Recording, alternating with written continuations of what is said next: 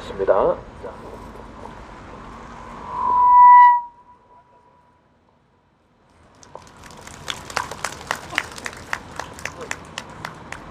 예, 감사합니다. 우리 공화당이 이제 점점 당세가 확장이 되는 게 눈에 보여요. 근데 이게 기뻐할 일인 게 단순히 뭐 우리끼리만의 일이라든가 뭐 특정한 당의 일이라든가 이게 아니라 우리 보수파의 목소리가 커지고 있다.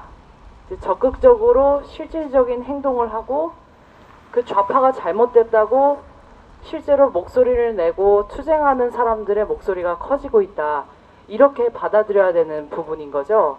그래서 우리 공화당에서 굉장히 중요시하는 것 중에 하나가 행동입니다. 그 말만 하면은 이게 이루어지지가 않는다.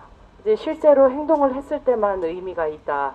이거는 지금까지 말만 한 정치인들이 죄다 도망가 버리고 뭐 좌파가 알아서 못하면 국민이 나 뽑아주겠지 이러고 피동적으로 있는 정치인들하고 완전히 반대점에 있는 거예요.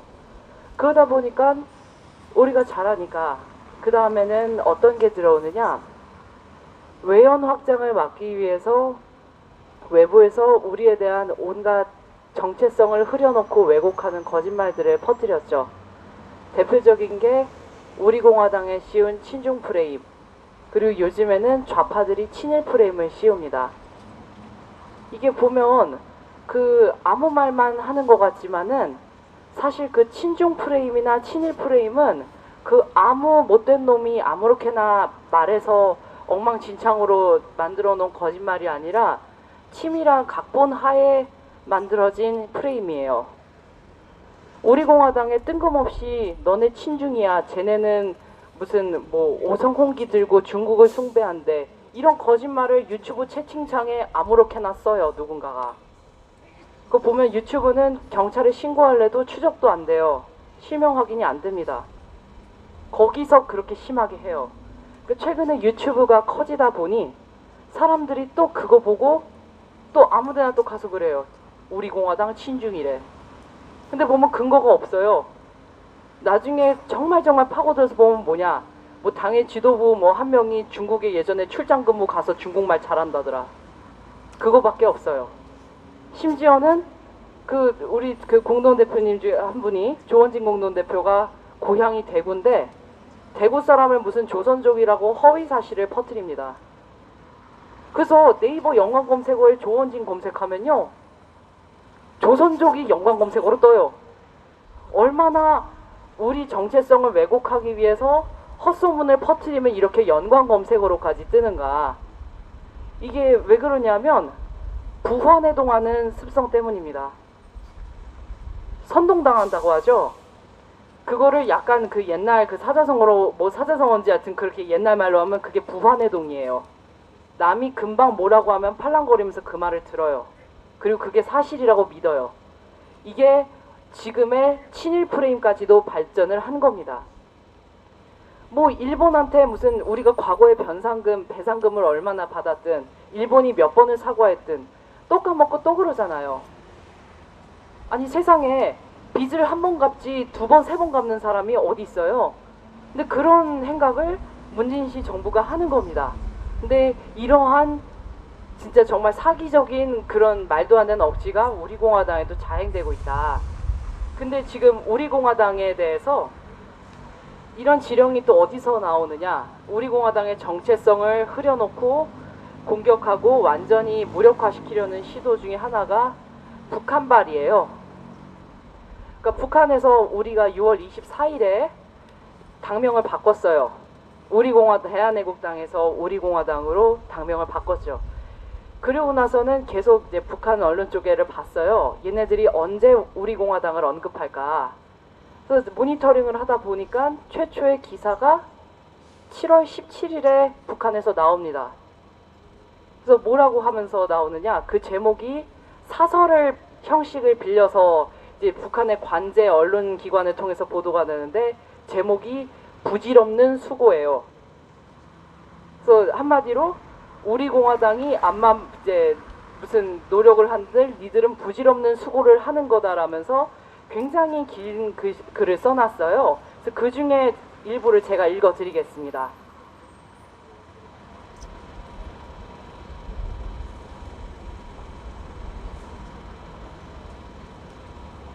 예를 들면 최근 우리 공화당 패들이 다음에 국회의원 선거를 앞두고 지지 기반 확장에 열을 올리고 있다로 시작을 해서 뭐 자유한국당이 뭐 어떻게 해서 무슨 우리 공화당을 눌러버릴 것이고, 그래서 우리 공화당은 옛적 과거의 역사 속으로 사라진 모 정당처럼 가게 될 것이다. 이런 식의 장문의 칼럼을 써놨어요. 근데 이게 뭐냐? 지령입니다. 그렇게 되라고 고사를 지내는 거죠. 이게 북한에서 시작을 했어요. 그러더니 이제 최근엔 3일 전에 이제 7월 19일에는 어떤 기사가 올라왔느냐? 대놓고 박근혜 대통령을 저격하는 기사를 북한에서 보냅니다. 그러니까 우리가 박근혜 대통령을 왜 우리 공화당 1호 당원으로 모신다, 그리고 당사에 사진을 걸어놓는다, 이거는 개인적인 숭배가 아니에요. 결국에 지금 대한민국의 가장 멋진 대통령 중에 하나였고, 두 번째로는 정통성을 가진 굉장히 유능한 대통령이었고, 세 번째로는 지금 저 문재인 씨 좌파 독재 정권이 이렇게 망쳐놓은 거 수습할 수 있는 사람이 냉정하게 말해서 박근혜 대통령 한 사람밖에 없기 때문이에요. 뭐 우리 공화당은 무슨 뭐 광적인 숭배 집단으로 이렇게 수많은 언론이나 좌파들이 매도를 했는데 그건 전혀 사실이 아닙니다. 근데 그 좌파 언론들, 우리 공화당의 정체성을 흐려놓는 그 수많은 왜곡 기사들하고 완전히 똑같은 게 북한의 언론기관 보도 내용이에요. 그래서 7월 19일에는 북한이 이런 글을 썼습니다. 그래서 림철명이라는 사람이 쓴 거고, 제목이 이거예요. 옥중 구판이 가져올 것은. 그러니까 한마디로 박근혜 대통령이 옥중 정치를 한다고 하는데, 이거를 좌파 찌라시들이 뭐 청와대에서 굿을 버렸다느니 사이비 종교를 믿는다니 하면서 왜곡 기사를 썼잖아요. 저는 사실이 아닌데 그 논조와 똑같은 기사를 북한이 쓰는 겁니다. 그러면서 뭐라고 하느냐? 무슨 뭐 박근혜 역도가 부활의 개꿈을 꾸며 옥중정치라는 주제넘은 구판을 펼쳐놓고 있다. 뭐 503번을 단 감옥 귀신. 뭐 그러면서 우리들을 의거를 극우 보수 세력들의 히스테리적 난동이라고 하고 있어요. 그래서 보면 말이 참 폭언도 이런 폭언이 없어요. 그 우리가 이런 말 쓰면은 진짜 당장에 진짜 여론의 포화를 맞고 역사 속으로 사라질 텐데, 북한은 진짜 정말 이런 입에 담을 수도 없는 말을 수시로 하면서도 어떻게 이렇게 남조선 민심의 환영을 받는 그런 엄프를 하고 있는 거예요, 문재인 정부가.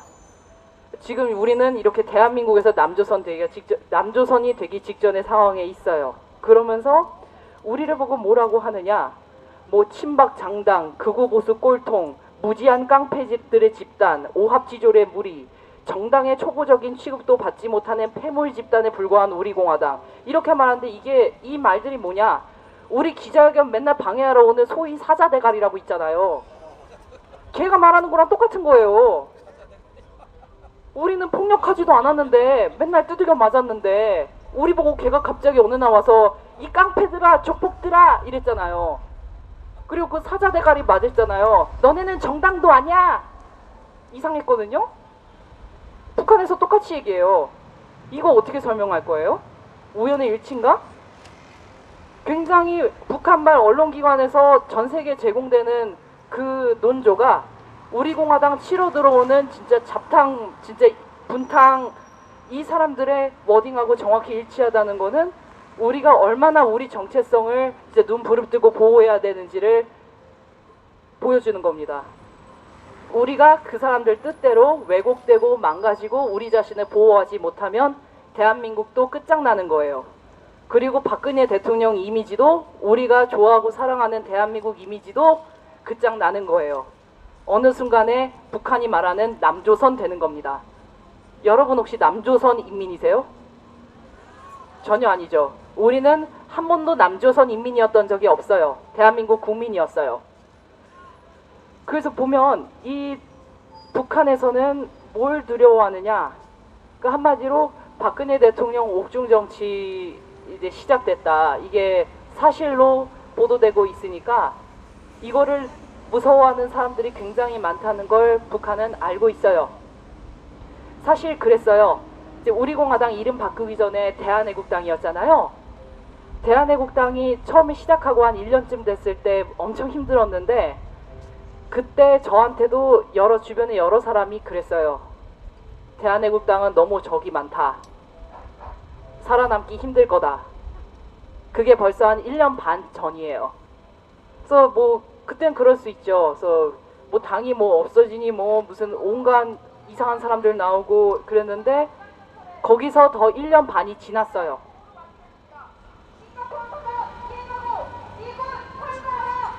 철거하래요. 이게 철거랑 철수도 구분 못한 거 보면 한국 사람이 아닌 것 같아요.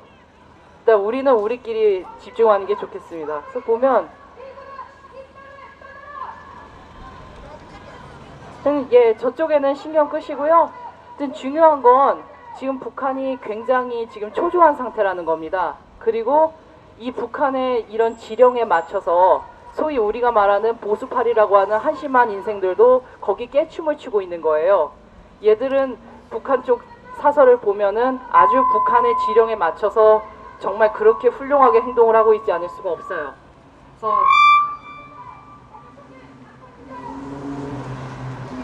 예, 마이크가 스피커를 향하면 이렇게 됩니다. 그래서 보시면 여러분께서는 이제 제가 말씀드린 건 그거예요. 이제 우리 공화당의 정체성에 대해서는 모두 이제 말로 표현하기는 어렵더라도 각자의 정의를 갖고 있어요. 우리 공화당은 이런 당이다. 뭐 이제 어떻게 행동해야 바람직하다. 앞으로 어떤 식으로 나가야 되고 어떻게 발전해야 된다. 근데 중요한 건, 가장 중요한 것 중에 하나는 그 우리 공화당의 정체성, 그 대한민국을 보호하기 위해서 태어난 그 마음가짐을 왜곡시키려고 하거나 흐려놓으려는 시도로부터 우리가 스스로를 보호해야 된다는 거예요. 대한민국이 지금 자유민주주의를 한번 못 지켰기 때문에 이 사단이 났어요.